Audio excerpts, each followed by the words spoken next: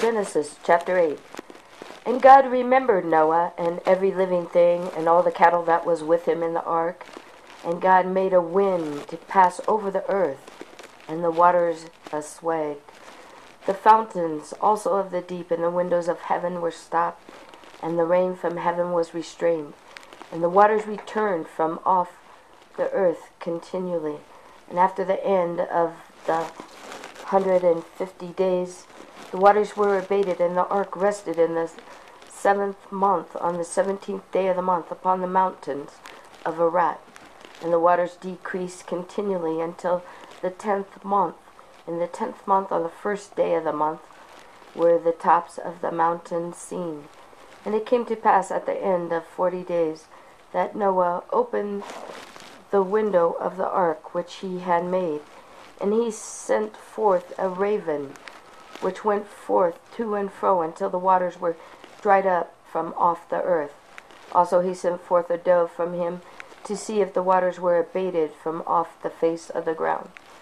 But the dove found no rest for the sole of her foot, and she returned unto him into the ark, for the waters were on the face of the whole earth. Then he put forth his hand and took her and pulled her unto him into the ark.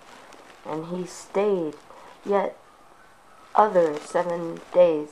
And again he sent forth the dove out of the ark, and the dove came into him in the evening, and lo, in her mouth was an olive leaf plucked off.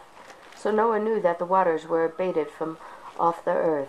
And he stayed yet other 7 days, and set forth the dove, which returned not again unto him any more. And it came to pass in the 601st year, in the 1st month, the 1st day of the month, the waters were dried up from off the earth. And Noah removed the covering of the ark, and looked, and behold, the face of the ground was dry. And in the 2nd month, on the 27th day of the month, was the earth dried. And God spake unto Noah, saying, Go forth of the ark, thou and thy wife and thy sons wife with thee. Bring forth with thee every living thing that was with thee, of all flesh, both of fowl and of cattle, and of every creeping thing that creepeth upon the earth, that they may breed abundantly in the earth, and be fruitful, and multiply upon the earth. And Noah went forth, and his sons and his wife, and his son's wife with him, every beast, every creeping thing, and every fowl, and whatsoever creepeth upon the earth after their kinds, went forth out of the ark. And Noah builded an altar unto the Lord, and took of every clean beast and of every clean fowl, and offered burnt offerings on the altar. And the Lord smelled a sweet savor.